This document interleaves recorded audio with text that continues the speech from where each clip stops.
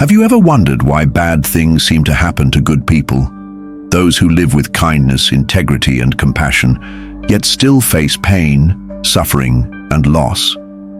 It's a question that many of us ask in times of difficulty, and it's not just a modern question. It's been asked for centuries by countless hearts across all cultures and faiths. But today, let's pause for a moment. Let's look at this question through the lens of the Buddha's wisdom and discover how we can find meaning, peace, and growth even in the midst of hardship. Even in suffering, there is light, there is growth, there is liberation. The Buddha once said, "All conditioned things are unsatisfactory, they are subject to change. Understanding this brings wisdom." From the very foundation of his teachings, the Buddha revealed a profound truth. Suffering, or dukkha, is universal. It's not something that only happens to certain people. It doesn't skip over the kind-hearted. It doesn't avoid those who do good deeds. Even the Buddha himself, the awakened one, experienced physical pain, betrayal, loss, and sorrow over the suffering of others. In fact, it was through his personal experiences with suffering that he found the path to enlightenment. Suffering is not a punishment, nor is it a sign that goodness has failed. It is simply the nature of life. It is a wave that rises and falls, touching everyone, regardless of how good or virtuous they are. Life is full of uncertainties.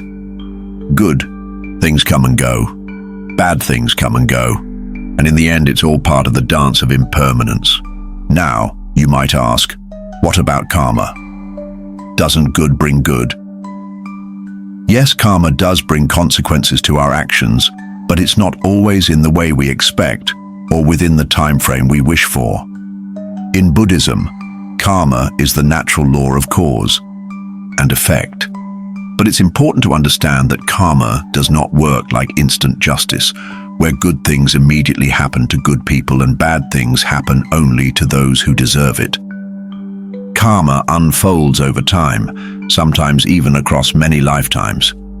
Good people plant seeds of positive karma with every selfless act, every act of kindness, but they may still face challenges and hardships because of past actions, or even because of actions in other lifetimes. The Buddha once said, "Do not think lightly of good, saying, 'It will not come to me.' Drop by drop is the water pot filled. Likewise, the wise one, gathering little by little, fills oneself with good." What this teaches us is that good actions, however small they may seem, accumulate over time.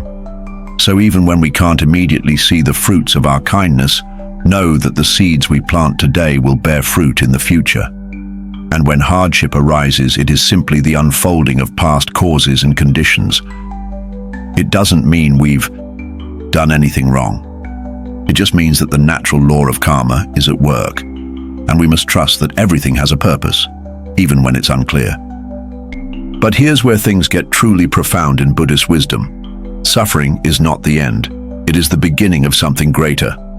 The Buddha once said, "Suffering is the beginning of awakening." Suffering, in Buddhist thought, is not something to avoid at all costs, but a doorway to awakening, a catalyst for transformation. Let me share a story to illustrate this. There was once a woman named Kisa Gautami. She had a beloved son, but one day the child died unexpectedly. Overcome with grief, she went to every doctor she could find, begging for a cure, but no one could help her. In her desperation, she heard of a wise teacher, the Buddha.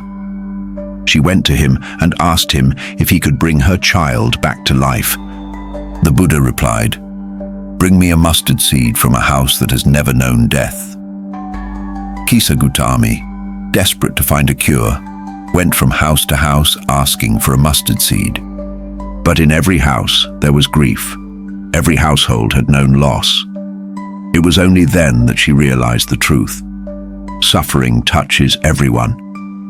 She returned to the Buddha, and through her sorrow, she came to understand that death, loss, and suffering are part of life.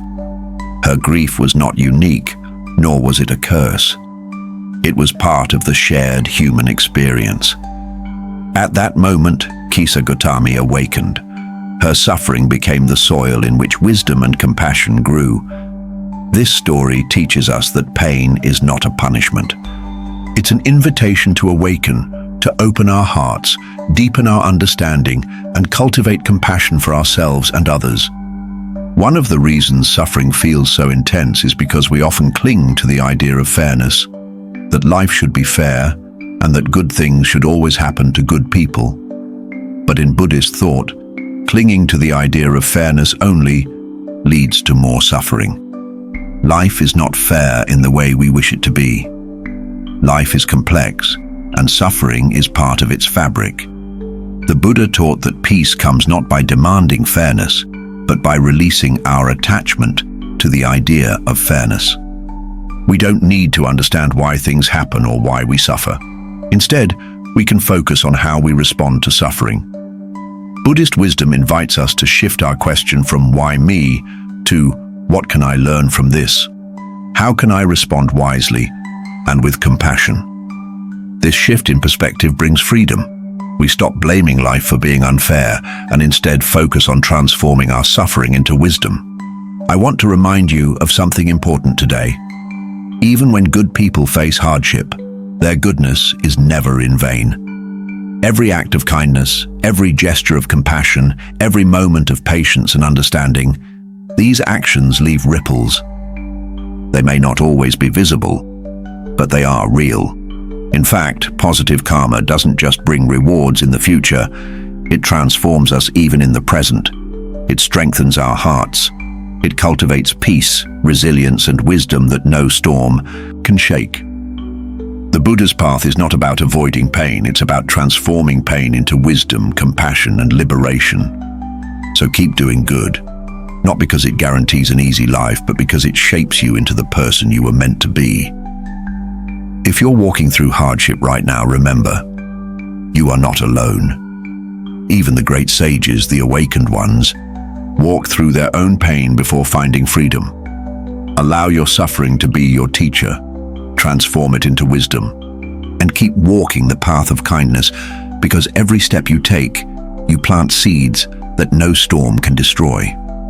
The Buddha said, "Just as a lotus blooms unsoiled in the muddy water, so too can we rise above suffering and bloom in wisdom." So let yourself bloom, let your goodness bloom, even in the mud. If this wisdom has spoken to your heart, I invite you to subscribe and join us on this journey of reflection and growth. Let's keep walking the path of understanding, compassion, and peace together.